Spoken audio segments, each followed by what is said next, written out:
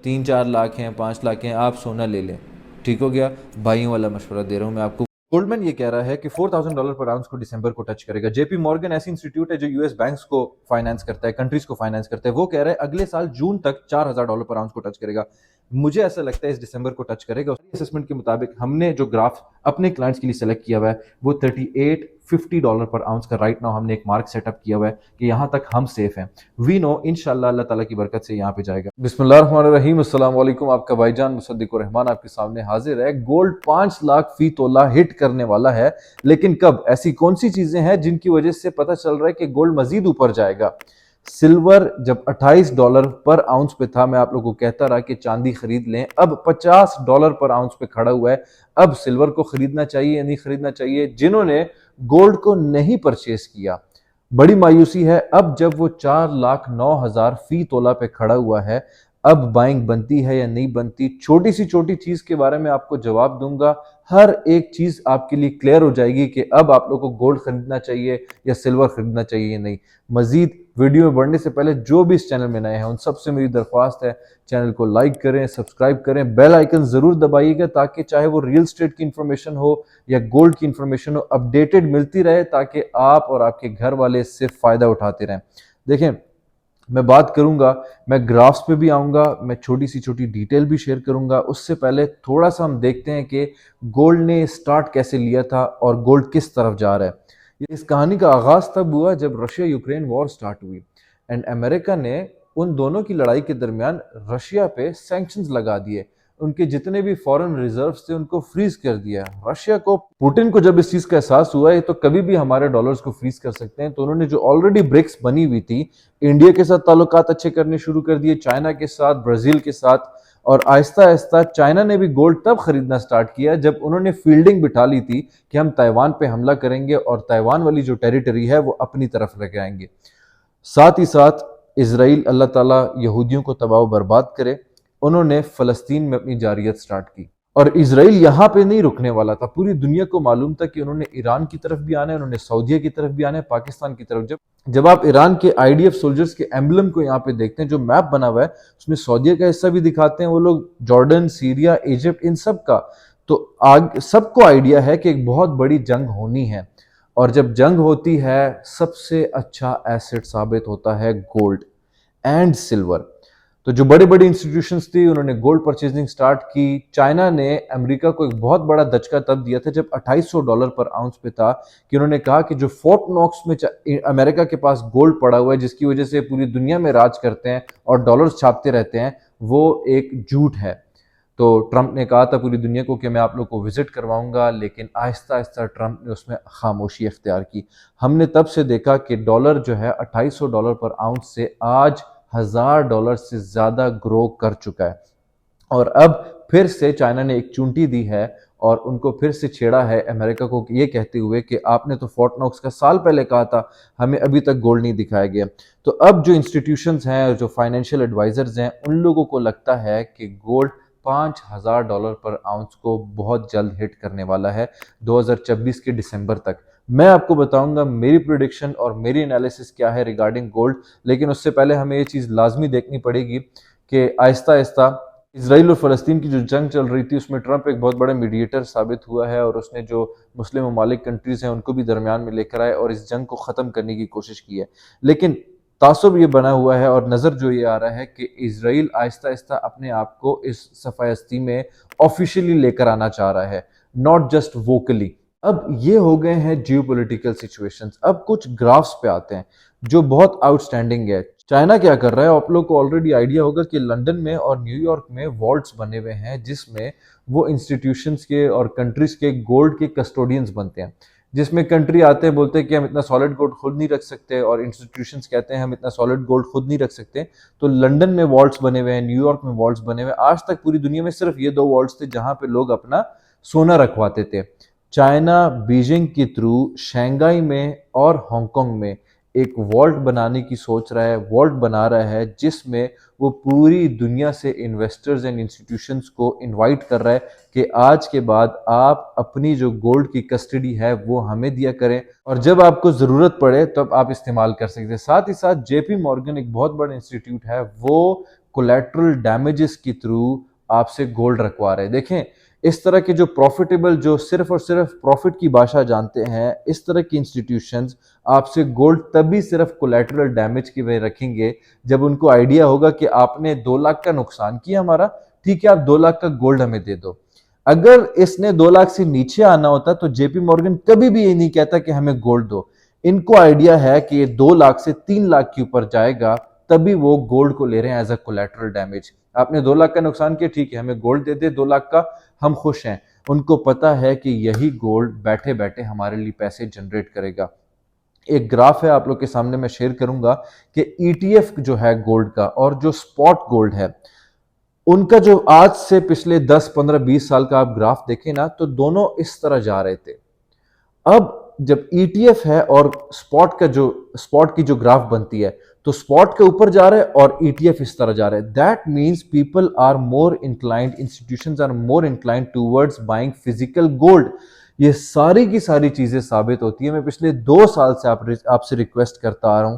जब ये गोल्ड चल रहा था तकरीबन 1,60,000 रुपए पे था, मैंने आपको कहा था गोल्ड परचेज करें, और आज 4,09,000 का है। अल्हम्दुलिल्लाह, अल्हम्दुलिल्लाह, मोर देन 100% का प्रॉफिट हमारे क्लाइंट्स को, हमारे इन्वेस्टर्स को हुआ है। और ये हुआ क्यों है, अब मजीद किस तरह गोल्ड की तरफ जाएगा, इसके लिए आप लोग के लिए ये भी बहुत ज्यादा इंपॉर्टेंट है जानना कि अमेरिका एक बहुत बड़ी जंग की तैयारी कर रहा है। अब आप लोग को लगेगा कि जियोपॉलिटिकल सिचुएशन और कंस्पिरेसी थ्योरीज हैं। आप सारे के सारे डॉक्यूमेंट्स रीड कर सकते हैं खुद इंटरनेट में भी, अगर आपको नहीं मिलते हैं मुझसे पूछ लीजिएगा। कि जो उनके कॉन्ट्रैक्टर्स होते हैं, जो उनके वेपन्स बनाते हैं, अमेरिका ने कहा है कि आपको as soon as possible 14 critical weaponry हमारे लिए जल्द से जल्द बनाना है, जिसमें उनके जो कॉन्ट्रैक्टर्स थे उन्होंने कहा ऐसे मिसाइल्स भी हैं जो 2 साल लगते हैं असेंबल होने में, अमेरिका ने उनको 6 मंथ का टाइम दिया है। अमेरिका नोज ये 2 साल लगेंगे, उन्होंने 6 मंथ्स का टाइम दिया है। That means with in 6 month से 2 साल के दरमियान अमेरिका को इन जंगी मिसाइल्स का इस्तेमाल भी तो करना होगा। हमने ये देखा है पूरी दुनिया में अमेरिका वेपन्स को सप्लाई करता है, और अमेरिका को इस एक चीज का बहुत अच्छे से एहसास हो चुका है कि रशिया के पास पूरी जो नेटो की ताकत है उनसे 4 गुना ज्यादा रशिया के साथ, पुतिन के साथ वेपनरी है, 4 गुना ज्यादा। सेकेंडली, अमेरिका को इस चीज का भी एहसास हो गया जब ईरान ने इसराइल पे हमला किया हर तरफ से, उनको पता चला कि एसिमेट्रिकल जब मिसाइल्स आते हैं तो उनका आयरन डोम काम नहीं करता। साथ ही साथ कतर में जब इसराइल ने हमला किया, कतर के पास भी अमेरिका का highly efficient air defence system था, वो भी मार खा गया। दैट मीन्स अमेरिका को इस चीज का बहुत अच्छे से एहसास हो गया कि ना सिर्फ हम इकोनॉमिकली एंड फाइनेंशियली डिस्टेबलाइज हो रहे हैं, हम जंगी सूरत हाल के लिए भी कॉम्पिटेंट नहीं है as far as our weapons are concerned, as far as our defense system is concerned। तो अमेरिका एक बहुत बड़ी जंग की तैयारी कर रहे हैं। एंड याद रखिएगा, अनफॉर्चुनेटली पाकिस्तान का हमेशा से अलमिया रहा है कि विकेट के दोनों तरफ खेलना। अमेरिका ने टैरिफ्स लगाए चाइना पे, टैरिफ्स लगाए इंडिया पे। उन्होंने सोचा कि ये जो एशियन कंट्रीज हैं इसको हम डिस्टेबलाइज कर सकते हैं या काबू में रख सकते हैं, मुट्ठी में बांध सकते हैं टैरिफ्स की सूरत पे। चाइना ने भी मुंह तोड़ जवाब दिया, इंडिया ने भी मुंह तोड़ जवाब दिया। फिर अब अमेरिका पाकिस्तान के साथ अपने टर्म्स अच्छे करने की कोशिश कर रहे हैं, ताकि जितना हम चाइना पे डिपेंडेंट है, एक बहुत बड़े एनालिस्ट है वो कहते हैं कि पाकिस्तान एक बूढ़ा इंसान है और उसकी जो लाठी है वो चाइना है।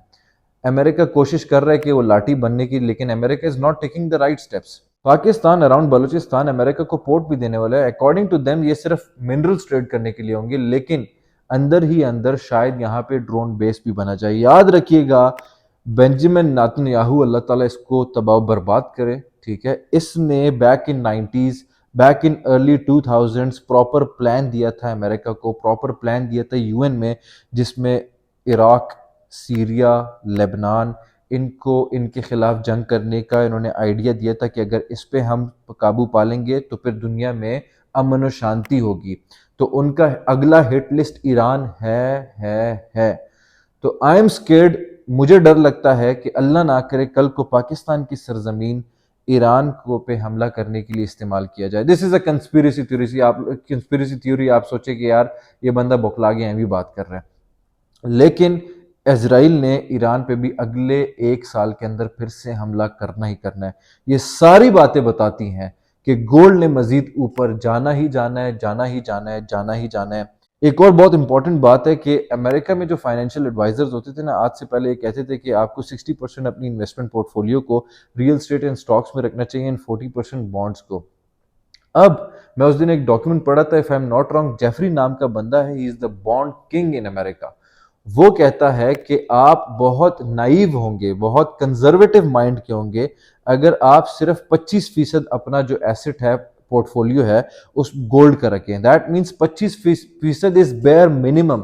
आपको उससे ज्यादा अपनी इन्वेस्टमेंट को गोल्ड में होल्ड करना चाहिए। देखिए, एक और थ्योरी है जिसमें कहते हैं कि अमेरिका में जो 38 ट्रिलियन डॉलर से मजीद ऊपर जाता जा रहा है उनका डेप्ट, उसको रोकने के लिए इवन एआई से जब आप पूछते हैं कि यार how can America survive this डेप्ट और इसको किस तरह ओवरकम कर सकते हैं, तो वो भी एक ही बात करता है एआई कि अगर गोल्ड क्रैश कर जाए और जीरो पे आ जाए, तब जाके वो अपने इस 38 ट्रिलियन डॉलर की डेप्ट को वो ओवरकम कर सकेंगे। लेकिन आई बिलीव कि क्रैश फिलहाल के टाइम पे नामुमकिन है।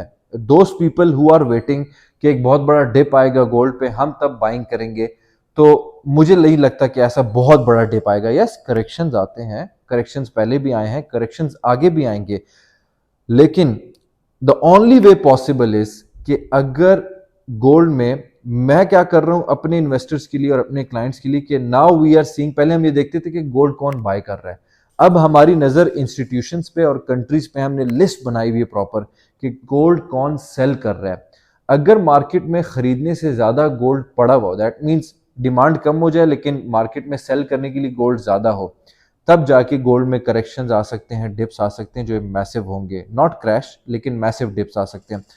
सिर्फ ओनली वे पॉसिबल है अगर रशिया और यूक्रेन की वॉर खत्म हो जाती है और चाइना और अमेरिका एक पेज पे किसी कॉमन ग्राउंड पे आ जाते हैं, जिससे उनको सिक्योरिटी मिलती है कि यार ठीक है, हम फिर से डॉलर पे रिलाई कर सकते हैं थोड़ा बहुत, और गोल्ड की बाइंग को वो स्लो कर देते हैं।